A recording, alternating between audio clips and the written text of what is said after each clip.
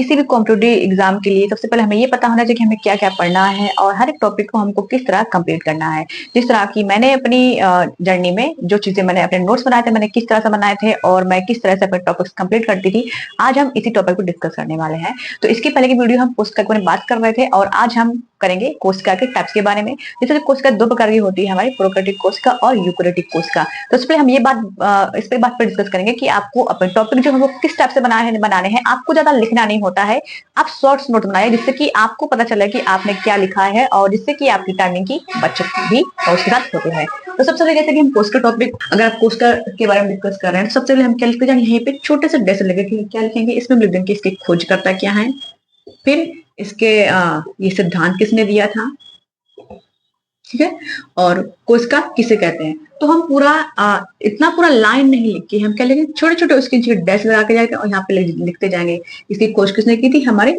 Robert Hooke ने की थी। किसने की थी, रॉबर्ट हुक ने की थी।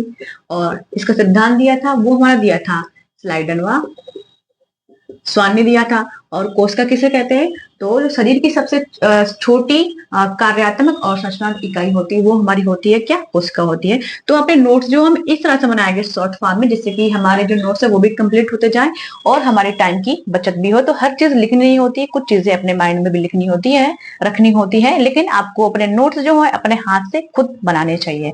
चलिए अब हम बात कर लेते हैं कोशिका कितने प्रकार की होती है। हमारी दो प्रकार की होती है, कौन कौन सी, एक तो हमारी होती है प्रोकैरियोटिक कोशिका,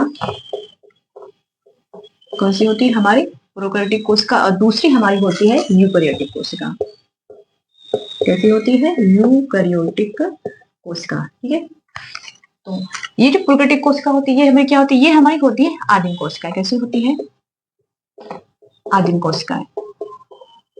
जो हमारी यूकैरियोटिक कोशिका होती है वो हमारी कैसी होती है, पूर्ण विकसित कोशिका होती है। कैसी होती है, हमारी पूर्ण विकसित कोशिका होती है। फिर हम बात करते हैं राइबोसोम की। यहाँ से क्वेश्चन हमेशा पूछा जाता है कि जो कोशिका होती है 70S राइबोसोम किसमें होते हैं और 80S राइबोसोम किसमें होते हैं। तो जो 70S राइबोसोम होते हैं, कितने होते हैं, 70S राइबोसोम, वो हमारे होते हैं किसमें, वो होते हैं हमारे प्रोकैरियोटिक कोशिका में, ठीक है। फिर हम बात करते हैं 80S राइबोसोम किसमें होते हैं, तो 80S राइबोसोम हमारे होते हैं यूकैरियोटिक कोशिका में, ठीक है। कितने होते हैं, रो 80 होते हैं हमारे यूकैरियोटिक कोशिका में। फिर एक और यहाँ पे क्वेश्चन बन जाता है राइबोसोम से कि 70S जब डिवाइड होता है वो किसमें होता है, तो ये हमारा होता है 50 और 30S में, ठीक है।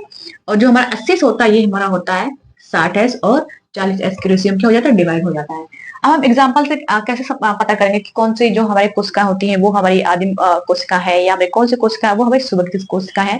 तो अगर आपने हमारी पिछली वीडियो नहीं देखी तो वो आप देख सकते हैं, जिससे कि आपको वीडियो जो चीजें हैं वो आपको डिटेल में समझ में आ जाएंगी। और अब इसमें हम एग्जांपल लगते हैं कि जो हमारी प्रोकैरियोटिक कोशिका होती है उसके अंदर कौन से जीवधारी आ जाएंगे, जो हमारी यूकैरियोटिक कोशिका होती है वो हमारे कौन से जीवधारी उसमें आ जाएंगे।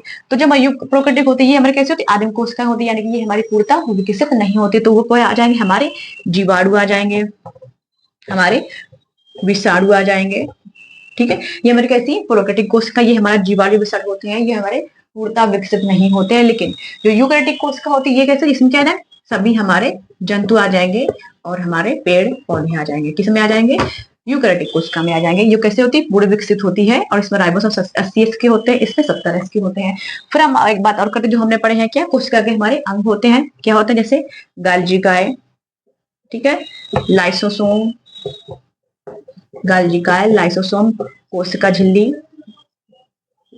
कोशिका झिल्ली, ये क्या होते हैं, ये हमारे प्रोकैरियोटिक कोशिका में कैसे होते हैं, ये हमारे होते हैं अनुपस्थित होते हैं, ठीक है।